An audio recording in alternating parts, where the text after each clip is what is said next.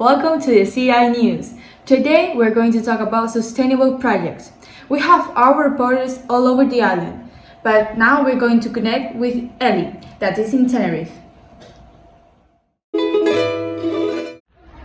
Today we are here reporting on the new sustainable initiative that has taken place on the island of Tenerife, which could be the new future of households. We are in the south of the island, specifically in a town called El Médano. In this complex formed by 25 houses, we can see these wonderful homes that, in addition to being farming, are sustainable and bioclimatic. They have been developing this area of the island since for most of the year there is an optimal climate with a lot of wind, sun and other extraordinary conditions that are exploited when producing renewable energy. These bioclimatic houses are a project carried out by ITER, the Technological and Renewable Energy Institute of Tenerife. Some of the most important features are that they have been built using certain recyclable materials and are also able to improve environmental conditions such as water treatment and waste. They have a totally self-sufficient system, since each of them has solar panels and windmills that take advantage of solar energy and wind energy respectively. Thanks to this, they are able to produce the necessary amount of energy for the entire space. We hope that this idea becomes popular because of some of its greatest advantages are the reduction of electricity costs and CO2 pollution in the atmosphere, the ability to thermally isolate dust, avoiding heat or cold losses, in addition to reducing noise from the outside. It is important to also highlight the use of wastewater treatment plants for the use on irrigation. We are in Gran Canaria, an island with a large biosphere reserve, declared by UNESCO in 2005, covering 43% of the island territory and a large marine area on the southwest coast. Its altitude and characteristic of its orography allow for the system of different microclimates and habitat. Gran Canaria is known as a miniature continent because of its enormous diversity of landscape, from ravines and mountain peaks to beaches, forests and cliffs. These qualities have made it a unique territory, which is why it is necessary to protect it. Within its 1,560 square kilometers of reserve territory are found the municipalities of Aldea de San Nicolás, Artenara and Tejeda. Also, this area includes natural parks such as Inagua, Tamadaba and Pilancones. To get to know part of this biosphere reserve, we can follow a variety of trails on the island. The most outstanding example of them is Gran Canaria Santiago Trail, the most popular trail among tourists. It's a long walk from the southernmost point of the island to the north, which is 65 kilometers long. As in Santiago de Compostela, pilgrims on the trail can register their route using a credential that they will stamp at the checkpoints in order to obtain the trail certificate when they arrive at Galdar. Gran Canaria Santiago Trail is more than just a hiking route. It is a journey with yourself, with friends, with family, and sometimes with a stranger. What makes this trail unique is its landscape, described by people as a path between volcanoes. Hello guys, we are here in La Graciosa. We can see that there's no asphalt, so they walk on the sand. This is a small island located to the north of Lanzarote. There is a challenge started in 2010, whose objective is to make the island 100% sustainable. We go over now to Lanzarote, where my partner is located. Well, hello, as my partner from La Graciosa said, I'm in Lanzarote, a very curious island, because they extract the energy from the floor to cook. This is actually called geothermal energy. We can see some picture like this. It's an accessible kind of energy that comes from the head of the volcanoes.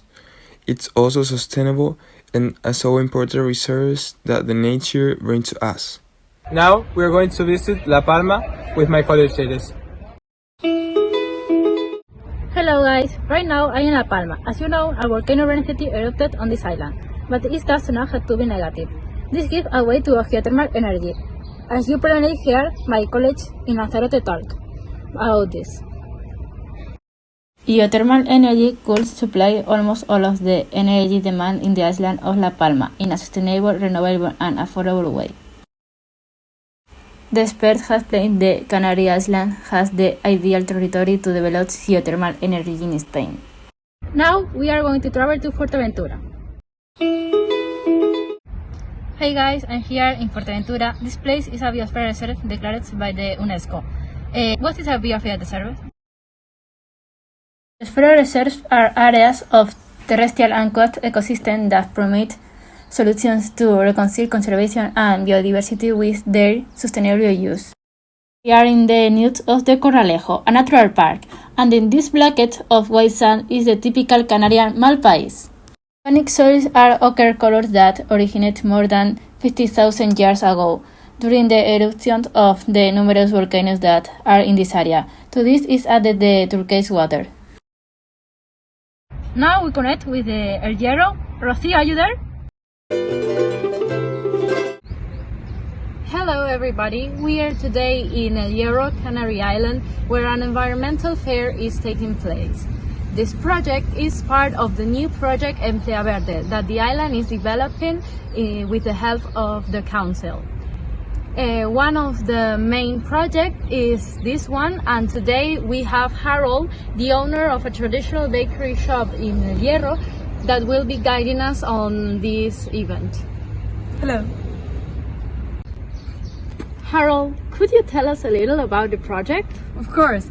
The principal goals are to promote environmental, tourism, environmentally friendly agricultural and livestock projects, the use of local products in restaurants, hotels and stores, guided trips and tourism related to the sustainable projects inside the island, not only by communicating about local hospitality and tourism, but also active and ecotourism.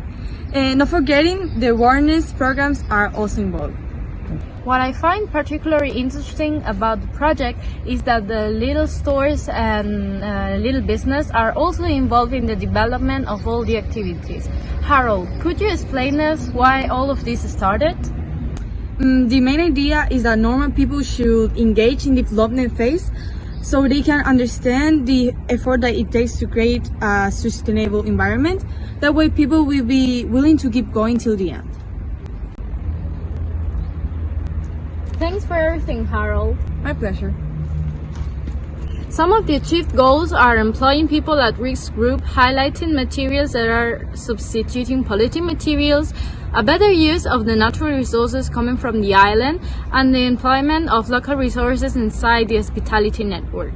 Is this the example that Canary Island must follow? We do think so.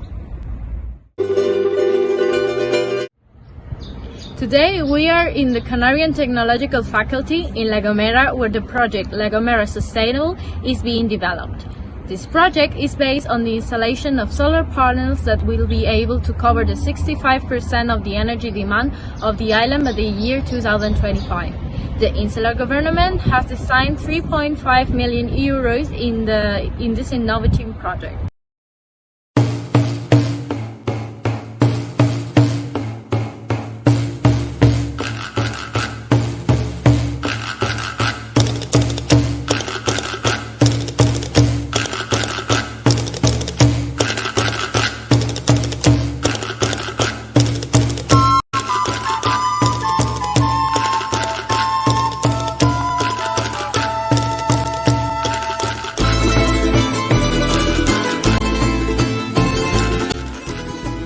In addition, La Gomera has the most sustainable communication system in the world, the Gomera Whistle.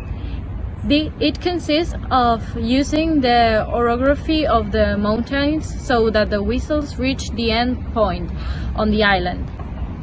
It's that simple with electricity and CNS on connection. You just need to be able to whistle.